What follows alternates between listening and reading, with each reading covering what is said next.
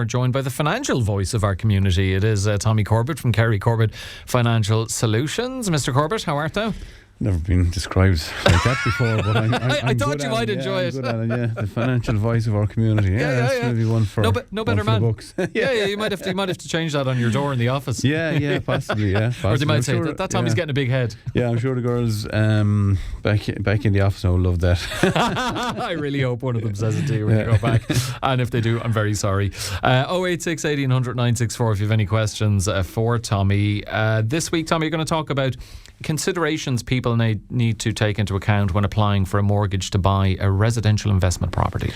Yeah, so I suppose 2 weeks ago we talked about just mortgages in general, whether you're a first time buyer or trading up, that kind of thing, if for your own principal private residence, your own home.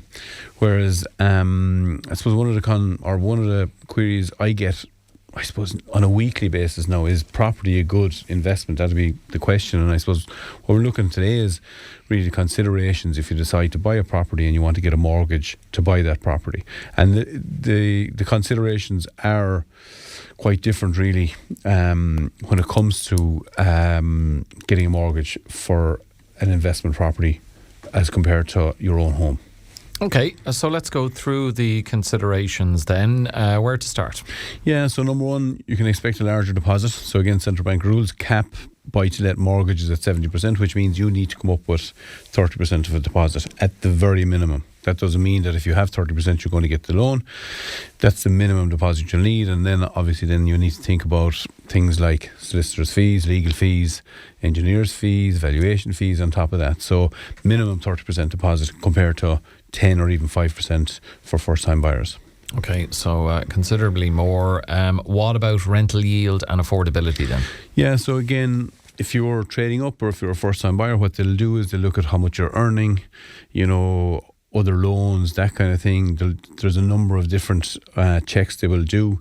Whereas when it comes to getting a mortgage for an investment property, what they'll do is they'll look at the rental yield you will expect. And again, that'll be done by valuation. They won't take your word for it, So a valuer will go out.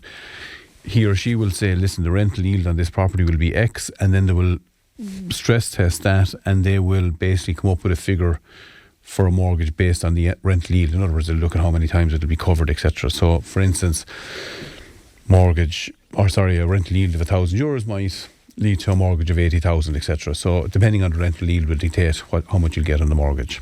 And when you were with us last time, we were talking about applying for a mortgage. A big feature of that was the amount of paperwork and documentation involved and bank statements and making sure you have everything ready to go. And a similar case here in terms of documentation. Yeah, it's similar enough, probably not as onerous. So they're not really worried about how much you're earning. They will look for a minimum. So for instance, you could own your own home. You may have the mortgage paid off. And they will probably look for a minimum income. I think it's around 20 or 25,000. So again, they're not really interested in your income when it comes to an investment property. What they're looking at is the income the property will generate in order to see how much they will lend. Okay, why do people need to consider, and not just consider, but really know the nuts and bolts of risk-based pricing? Yeah, so basically what that means is that there's greater risk from the lender's point of view in relation to investment property, so therefore you're going to pay a premium on the interest. So in other words, you're going to have higher interest rate on buy-to-let or residential investment property mortgages. So yeah, again, that's something to factor in. That's where you might get 3 or 4% of a mortgage rate for your own home. It could be 1% or more above that in relation to residential investment properties. What else do people need to be aware of? Yeah, so certain policy restrictions. So again, some lenders will impose minimum loan sizes. Like, for instance, a lot of lenders will have 50 or 70,000 minimum loan for an investment property. You should also plan for regulation and compliance. What that means is that if you do rent out the property, you're going to have to register that property with the RTB, that kind of stuff. Do you employ a property manager to collect rent, all that kind of thing? Do you want to be dealing with tenants? These are all questions I would pose to my clients when they ask, is property a very good or a good investment? And I say absolutely, go in, but as long as you go in with your eyes open. What I mean by that is it's a long-term, not medium to long-term, it's a long-term investment. It's illiquid, so it's not easy to change it or transfer it into cash. And then you have all the other bits and bobs that go with it, the RTB, dealing with tenants, the new tenant rules that are coming in. I suppose one thing as well that people ask me is, can you buy a property for short-term let? You can, but what you'll get as far as a mortgage is concerned will only be based on a long-term letting. So you may decide, listen, I'm going to buy a property up the coast and I think I'm going to get X amount if I put it up on Airbnb or whatever it may be, but they will only base the mortgage they're going to give you based on a long-term let and the valuation on that. Okay, regulation and compliance. People need to really prepare for these. Yeah, again, it's like that. It's the RTB. It needs to be built into your plan, registering that. You know what I mean? The other thing is the hassle that tenants will bring. Now, some people have great experience with great tenants, that kind of stuff. But again, if you have a mortgage, you have to be willing to take that phone call on a Friday evening, just when you sit down to the dinner, the shower's broken or something's gone wrong with the property or whatever. So that puts an awful lot of people off, and that's what we've seen over the last number of years. An awful lot of people exiting the market, maybe I suppose accidental landlords, what would have been described as, exiting the market and putting those properties up for sale. And more experienced landlords, I suppose, taking those properties up. Okay, now short-term lets? Yeah, again, short-term lets, mortgage will only be based on the valuation of long-term lets, and they won't base it on what you think you're going to get it on short-term lets like Airbnb. Okay, you have some points you want to highlight for people in relation to equity release. Yeah, so equity release goes back to if you own your own home and you want to release equity from it. So in other words, you have a home maybe worth 300 grand and you feel, I wouldn't mind upgrading the windows and the heating system and all that kind of stuff, and I want to borrow a few quid.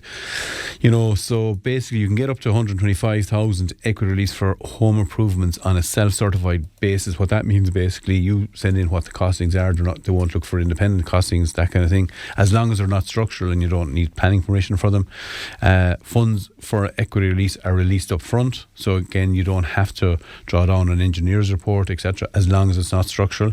What else? So again, equity release can be used for consolidation of short-term debt. So again, some people may have home improvement loans taken out with the various institutions. As long as they have been taken out within the last 2 years and are for the for the house involved, you can actually consolidate debt. They will also consider things like separation. So where one partner has to, buy out the other partner, they will release equity for that. Also inheritance. So again, if you're lucky enough to inherit a property and you have inheritance tax to pay, again, they'll have no issue. Generally speaking, they'll have no issue releasing equity for that, as long as you meet the criteria. And again, let's go back to the criteria we talked about 2 weeks ago.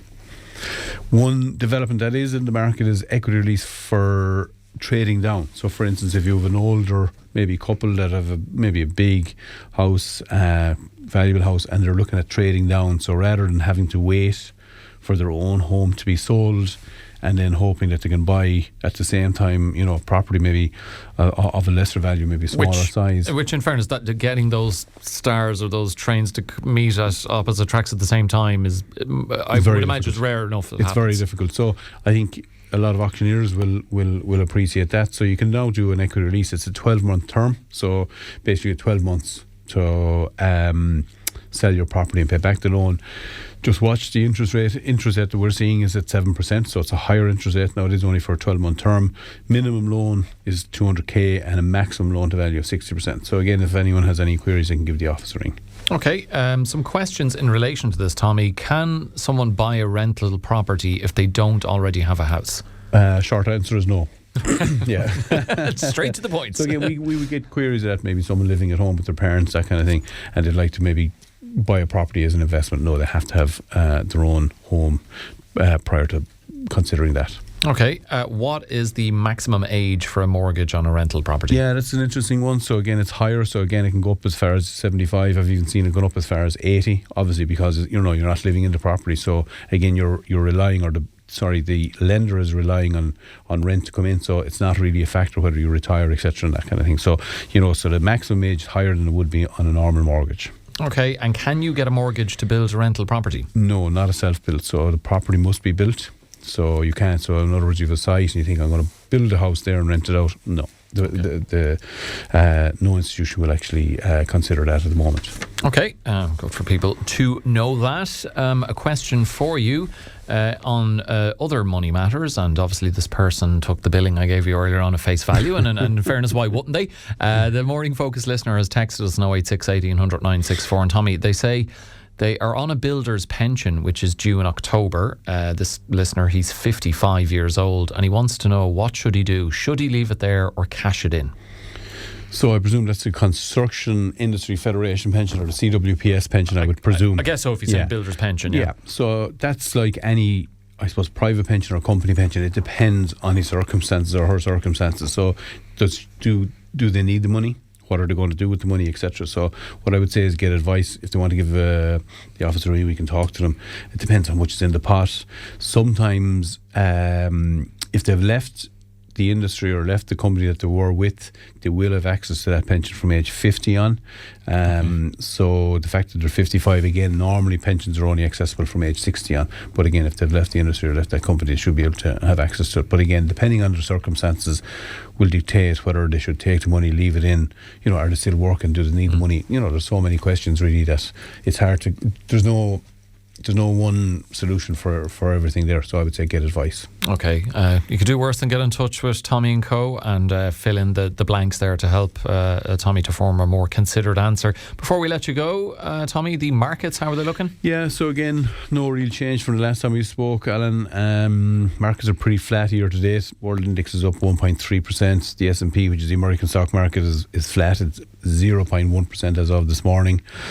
UK is up, Eurostoxx is up 4.2%. The Japanese market is up 13%. You know what I mean? So it's generally flat. A lot of volatility there, like we've been having for the last, how long has Mr. Trump been in power? I was waiting for it. So for the last, 13 or 14 months, a lot of volatility. Again, interestingly enough, gold is still continuing its upward trajectory. It's up almost 13% year to date. So again, any good portfolio will have some bit of gold in there, but you wouldn't put all your eggs in one basket. I just looked at silver today, so a lot of people were talking about silver. You had a 40% correction there last week. Now it's still about even, maybe up 1 or 2% year to date. But again, if you like anything else, diversification is key. Okay, brilliant stuff, Tommy. Thank you as always. Thanks, Tommy Corbett there from Carey Corbett Financial Solutions.